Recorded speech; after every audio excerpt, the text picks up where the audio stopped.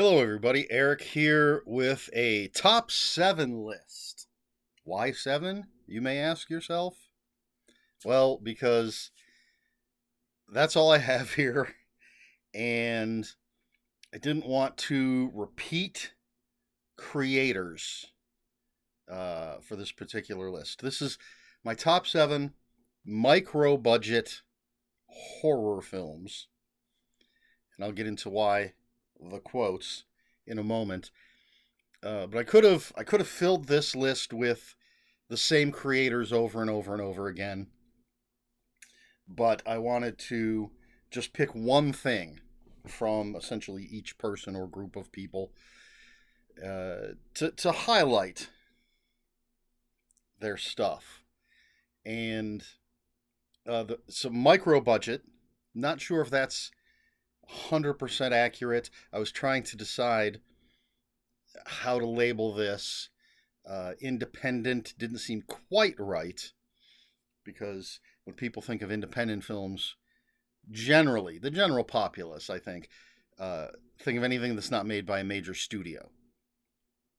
And that's not, well, that is the case here, but there's more to it than that. Low budget, again, it could even be a major studio movie, just not in the, hundreds of millions of dollars. These are much, much smaller budgets than that. So, in listening to the commentary on one of these movies, the director himself called it micro budget, and I said, hey, that's perfect. That's what I'm going to go with. So, these are my top 7 micro budget horror films. And the reason I'm using those quotes is because a lot of these are very, very funny. Um, there might be a mix of comedy and some actual scares, whereas some of them are just straight up hilarious. Um, so I think that covers everything that I wanted to cover in the introduction. We're going to jump into these, and except for number 1, these are in no particular order, but number 1 is absolutely my number 1. I even kind of shuffled these up before I set the stack over here, just to keep it random. So the first one I want to talk about is WNUF Halloween Special, the infamous 1987 live broadcast. This is written and directed by, his name is not on here. It's I believe Chris LaMartina. The back is sort of the TV guide page, or more your local newspaper TV listings page for the special. And yeah, so no, it's Camp Motion Pictures. We have cover photo and design, but I believe it's Chris LaMartina. I know the last name is right. Not sure about the first. I was taken by surprise. I didn't look at the back of the thing. So I'm going to IMDb. But as I'm doing that, so the WNUF Halloween Special is a found footage film that is in the form of a VHS tape. Someone taped this live special off of the TV when it was live, and so there are no credits in the movie at all. And in the commentary, Chris, I'm just gonna say I'm that confident that it's Chris LaMartina. Um, he says in the commentary that to preserve the feeling that this is just some videotape that someone, yes, Chris LaMartina, just a videotape that someone made. There's no credits at all. He does say, if you want to know who anybody is, it's all on IMDb. But essentially, it's we start with a newscast, and We just have the anchors doing some news stories. There's commercials, and they say, hey, following this newscast, we're going to have this live special where our reporter is going to go into this haunted house that no one's been in for 20 years.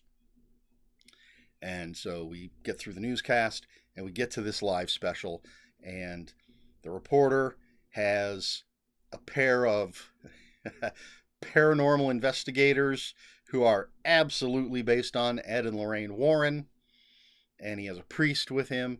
And it starts out, there's a crowd outside, he's doing sort of man on the street stuff before they go into the house. And of course, spooky stuff is going to happen. So, micro budget. Chris LaMartina says in the commentary that he shot this film for between $1,000 and $1,500. And he contacted a bunch of his filmmaking friends to see if they would let him borrow any bits of footage for different things. And he got a bunch of his friends to write and make the fake commercials. This is filled with fake commercials, and which possibly the only negative I have for this film is there's a lot of fake commercials, a lot of commercial breaks. It felt like more than you would actually have. There is a point where there are reasons for them cutting to commercial during this live broadcast, but before that, there's a few times where I felt, geez, another commercial break. But the commercials are all fun. It's all very 1987. And the guy that plays the reporter, I could look him up on IMDb, but I'm not going to bother at this point. I think does a fantastic job. He comes across as, he's a professional, but he doesn't necessarily want to be there, and he's getting fed up with the people that he's dealing with. He actually said something that reminded me of myself when I'm playing certain board games with certain people. But he's got the crowd with him outside this house, and he's asking them if they believe in ghosts. Do you believe in ghosts? They'll reply. Do you believe in ghosts? They'll reply. Then he goes to this young woman and says, do you believe in ghosts? And she's like, hi, hey, everybody, I'm on TV, or whatever she says. And then she says, what was the question? And he's like, it's the same question I've asked everybody else. Do you believe in ghosts? He's just fed up. So really fun performances. The aesthetic of it is fantastic. I haven't watched all of the special features, but there is a special feature on how they aged this to, again, make it look like an old videotape from 1987. There's parts where it fast forwards through some of the commercials or through like the weather report during the newscast. And so you feel like either you're sitting there with the controller fast forwarding through these things, or maybe, you're watching it with a buddy and they've got the remote and they're fast forwarding through some of this stuff. Really, really cool. Chris LaMartina has made plenty of movies. Call Girl of Cthulhu, Witch's Brew, President's Day. I have all of those. He made a sequel to this, which I backed. It was on either Kickstarter or Indiegogo, one of those things. I backed that. I haven't watched the sequel yet. And you can see this is autographed because I believe in supporting creators. And of course, if you buy something off of Amazon or anything else, sometimes that's pretty much your only choice. But occasionally you have options. And I actually just contacted Chris on Facebook and I said, hey, for your benefit, where is the best place for me to purchase your movies? And he said, directly from me. What do you want? Here are the prices. So aside from the one that I backed on Kickstarter or Indiegogo or whatever it was, I think everything that I have from him, I bought directly from him. But anyway, WNUF Halloween special. $1,500 to $1,500. Well worth the budget. So much fun. And then next up, we have this is a movie I absolutely love. It's another autographed one. I bought it directly from the creator, although this time it was at a convention. I've mentioned in past videos that here in Ohio, in Strongsville, they have Cinema Wasteland. Wow. Cinema Wasteland twice a year. And it's actually coming up in just a couple of weeks. Yes. Although, unfortunately, being laid off, I'm not going to be able to go because I'm poor. But I love to go and buy movies directly from the creators. And this is written by Aline Isley and Steve Radzinski, directed by Steve Radzinski, and it is Carousel. I love this movie. It is about a carousel unicorn who's a former Nazi. Like a Nazi's spirit is trapped inside this carousel unicorn. And he finally gets fed up. This one kid just pushes him too far. And he breaks free from the carousel. And he wants to go and kill that kid and anyone that gets in his way. This movie is absolutely hilarious. The the carousel unicorn, Duke is his name, is just a carousel unicorn. They don't animate it. It's just a solid piece of wood. Occasionally they'll tape a weapon to his hoof, or he'll kill people with his horn. But it's just so funny. There's a Nazi hunter in some sort of mascot, like an old cowboy mascot costume. And of course you've got your teenagers and such all gathered together in one location so that Duke can come in and kill them. And the dialogue is hilarious. The performances. There's a sex scene featuring Duke. That might be a bit of a spoiler because it's certainly shocking when you come upon it. But some of the like visual jokes. This isn't really a spoiler, I don't think. Duke is hiding behind a table lamp. And it's very clearly just a table lamp with a big old carousel unicorn behind it. But that's his hiding spot. Nobody sees him. Absolutely hilarious. There are 2 sequels to this. I have the second one, the first sequel, the second Carousel movie, which is fantastic. Not quite as good as this, but it does continue the story. And it's got some really fun gore effects. I haven't seen the third one yet. But Steve Radzinski has tons of movies. I have a ton of his movies that I've purchased directly from him at Cinema Wasteland. He did a series of holiday cat movies that I haven't seen. I don't have any of those. But tons of horror movies, different things. Carousel, so much fun. Love this movie. I'd be tempted to put this at number 2 if I was going to rank all of these instead of just ranking my favorite. Next up is a bit of a cheat because it's a bunch of short films in one. No, it's not. Wait, all right, now I have to rearrange things because I looked at the wrong thing. Wow. Similar aesthetic on these covers. The next one is a cheat because it's a bunch of short films on one disc, all from the same creator. And this is Suburban Holocaust, Real Splatter Volume 1 from Mike Lombardo. Again, you can see it's autographed. So I got it directly from Mike. And it features, this is just a few of the titles, Demonstration of the Dead, Womb for Two, which I always mistakenly call Womb with a View, and Long Pig. So those are 3 of the short films, but there's a whole bunch more, tons of special features.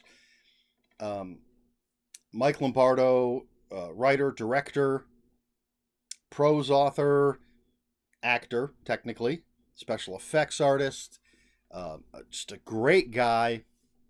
And I could have put his short film, The Stall, on here, or his feature film, I'm Dreaming of a White Doomsday, could have been on here. And that went through some film festivals, won a bunch of awards. But I chose this one because it has a bunch of the short films. It's his earliest work, and it fits so well in with everything else that's on this list. And absolutely hilarious stuff, some great effects, and excuse me. Again, he's a great guy. He just had a Kickstarter or Indiegogo or one of those for his next movie, Dead Format, which is based on a short story that's in his book, Don't Tap on the Glass. Fantastic book of short stories. I backed Dead Format because I like to support these independent creatives. And Mike Lombardo, again, he's just a really nice guy. I love talking to him. I love watching his work. And on social media, he likes to show off the different things he's doing for Dead Format. He was just making some sort of old-fashioned altar candles that you might see in an old 70s satanic movie. So he showed, like, this is the candle that I bought at the store. This is what I did to it to make it look like this old creepy candle. He shows off, this is what I did to make this skeleton. This is what I did to do that. And I love behind the scenes stuff.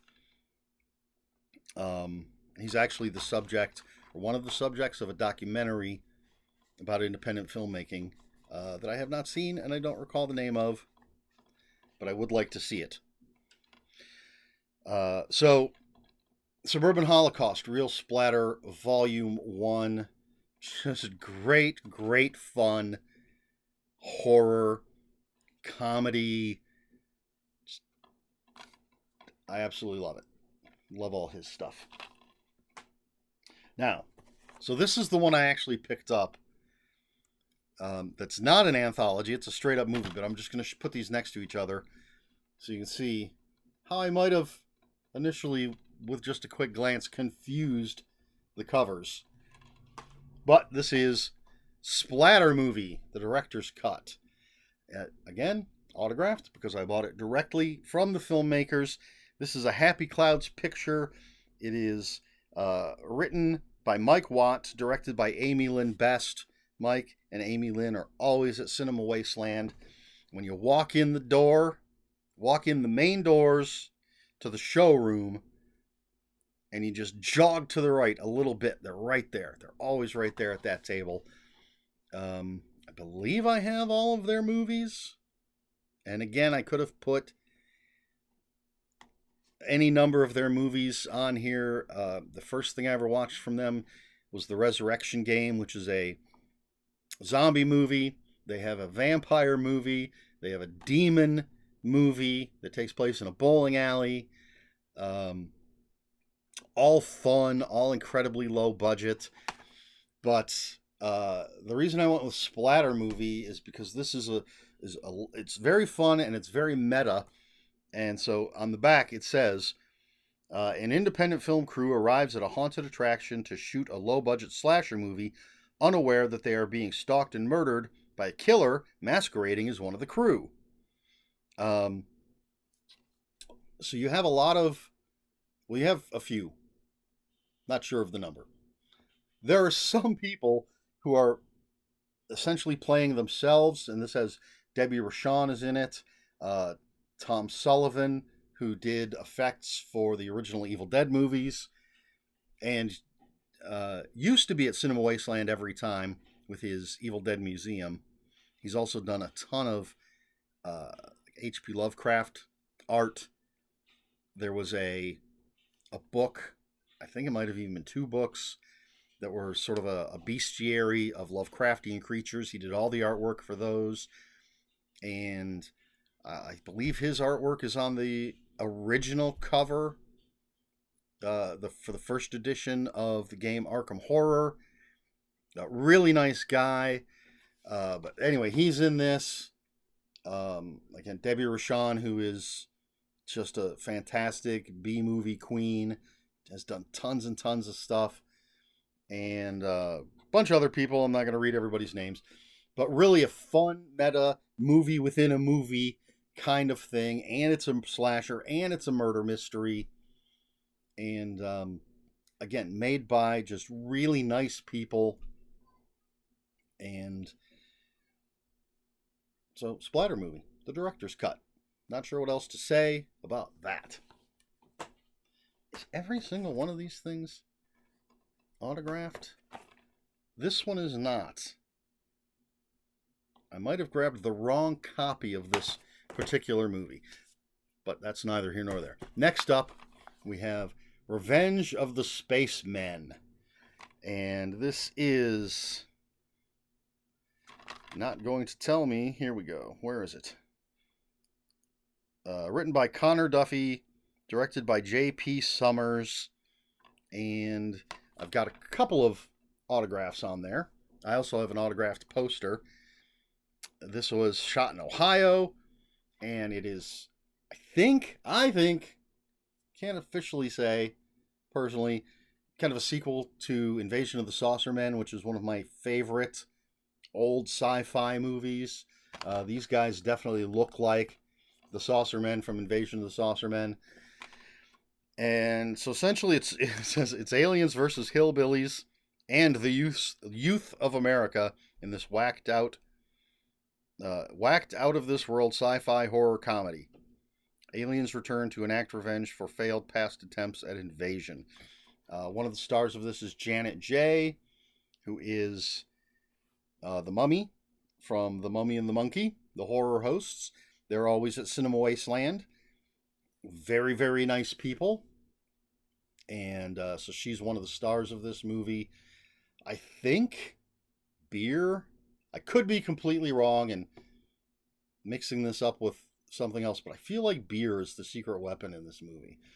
But it's incredibly low budget, but it's incredibly fun. It's one of those types of movies where they're clearly wearing just a slip-on rubber mask. But I just love this kind of stuff. Excuse me. Maybe this is a good place to bring this up. Maybe not. I think I may have mentioned this in a video in the past, but when it comes to movies, my opinion changes based on the budget of the film. If you have a film like WNUF Halloween Special, that was made for $1,000 or $1,500, I'm going to not view that in the same way that I view the latest Marvel movie that was made for $200 million. For $200 million, your movie better be as close to perfect as it can be. There shouldn't be any plot holes. There shouldn't be anything but Oscar caliber acting. It should be as close to perfect as you can make a movie for that kind of money. And that's why there are plenty of big budget movies that I'm very disappointed in, because there's the writing. How do you have poor writing when you're pouring that much money into a movie? Yeah, it's going to go to the actors' salaries and the special effects, but you need a solid story first. So then, when you're just working on a few $1,000s, you know what? I don't expect that kind of, you're not hiring Robert Downey Jr. as an actor. You're not hiring Industrial Light and Magic to do your special effects. I just want an entertaining movie, and this movie, entertain me. I have fun watching these movies. And so Revenge of the Spacemen is one of my top 7 micro-budget movies. Horror movies. All right, this is the penultimate movie on this list, and I think I have 2 copies of this because I think when I bought it and I bought something else from the director, they gave me this copy, and I think I just grabbed the wrong one because I know that the copy I have is autographed because I got this at Cinema Wasteland. This is written and directed by Dustin Mills, who made, I believe he's the one who made Easter Casket and something with tentacles.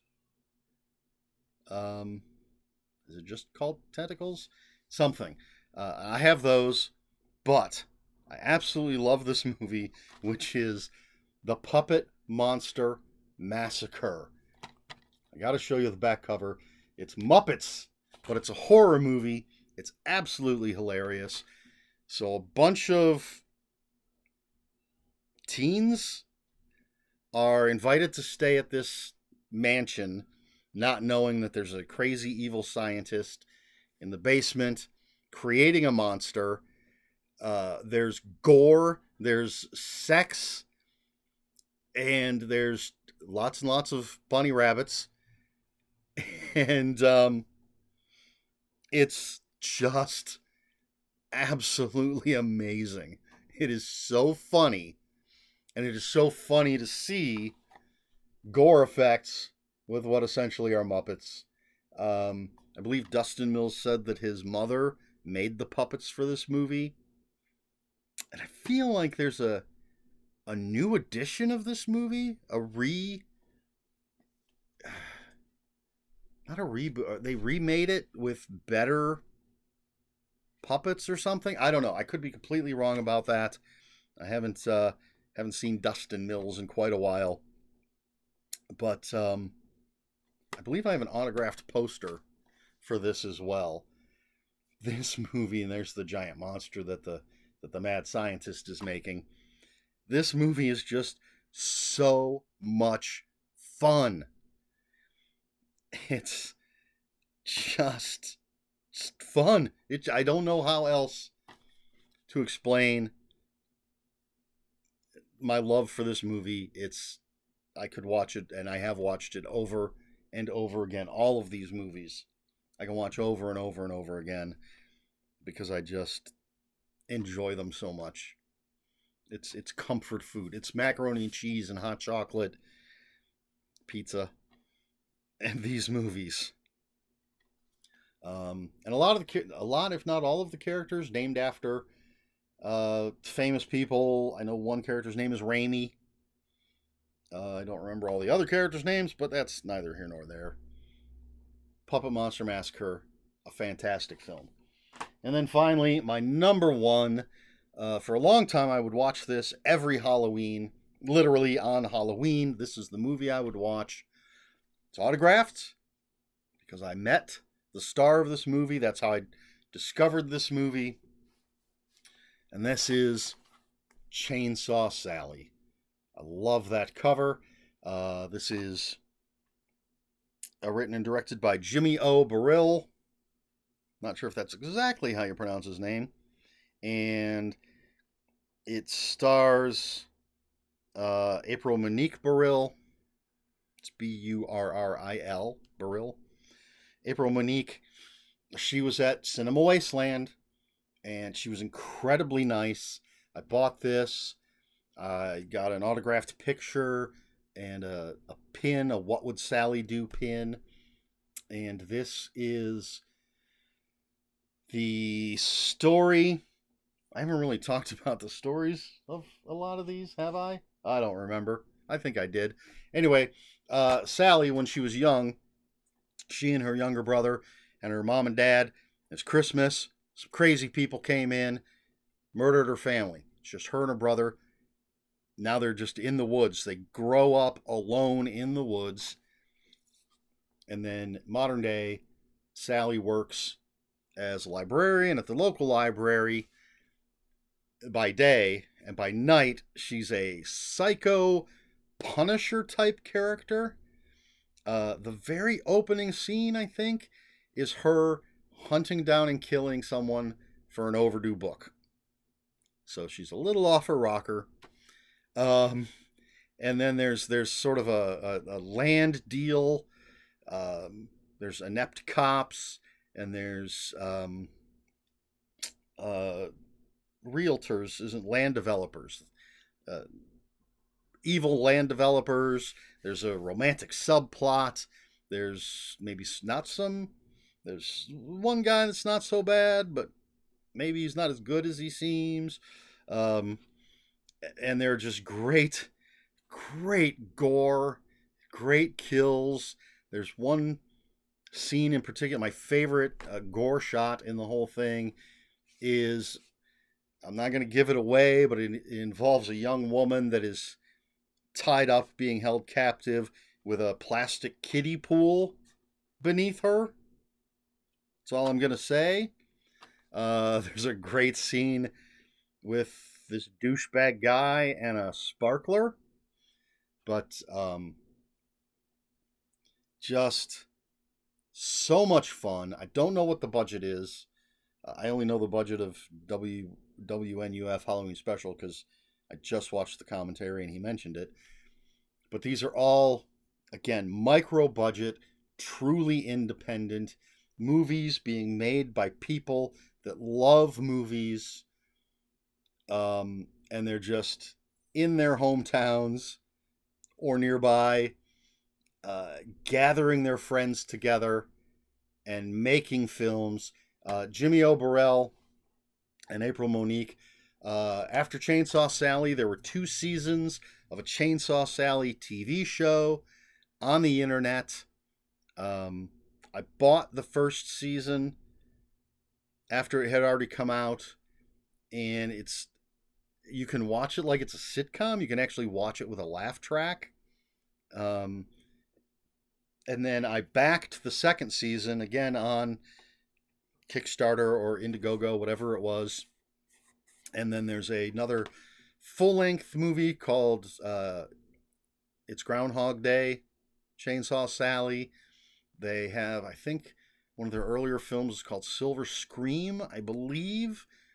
And then there's The Good Sisters, which has Debbie Rochon, who I mentioned earlier. And Jimmy O. Burrell, he's an artist, he's a musician, he's in I think it's an Alice Cooper cover band. He talks a lot about playing Alice Cooper stuff. And April Monique is a dancer, and I've never gotten to meet Jimmy O, but April Monique was wonderful, and they're passionate about art, and that's what I'm trying to support, and that's why I love these movies. And this is absolutely my number one in this micro budget movie list, Chainsaw Sally. So that's it. That's the 7 that I picked for this list. And again, I could have put any others from Mike Lombardo or April Monique and Jimmy O, or some of the others. And I'm sure there's plenty that I haven't seen. Well, I know there's plenty that I haven't seen, and I know there's some that are terrible. But these just entertained me to no end. So that's that. Now, I think, having done this list, I am going to eventually do a list of just low budget horror, which is going to be films that you're going to recognize. But my top 10 low budget horror, I'm trying to decide what the parameters of it will be. But I think we're still it's going to be lower budget than A24 or something like that, or even Blumhouse, maybe, and sort of featuring some independent film companies. But I'm going to have to work on that. So for this one, have you seen any of these movies? If you have, what did you think of them? If you haven't, did this pique your interest in any of them? Have you watched any micro budget horror films? Are there any that you've seen that you think maybe should have been on this list? Maybe I haven't seen them, and that's why they're not on this list. But hey, throw some titles in there, and I'll give them a try. And you may have noticed there was nothing from Troma, nothing from Full Moon, because those spoilers for the follow-up video, those are the types of things that are going to be on the low budget list. But because they're studio, a bigger like Troma and Full Moon are bigger studios or production companies or whatever you'd call them, then just double check. Happy Cloud Pictures. I always want to say Silver Cloud for some reason. But so yeah, that's the next list is gonna probably include things like Troma, Full Moon, some other things. We'll see. So I mean, feel free to throw some titles from those people down in the comments. Just know they're going to come up in a later video. But anyway, let's talk micro budget horror films in the comments. And if you have any comments, questions, or corrections, please put those in the comments below. Comments are open for spoilers. Just post spoiler warning. We try to be polite here on my channel. I wore my Scream Factory anniversary shirt specifically for this video. Show that off. Please like, share, and subscribe, all the usual YouTube stuff. If you'd care to follow me on other social media, my Twitter is @Ronan5757. My Instagram, where I post pictures of books, comic books, board games, fuzzy animals, is EricSmith5757. And on Blue Sky, I am @ELSmith. That is all I have for you today. So until next time, watch more movies and read more books.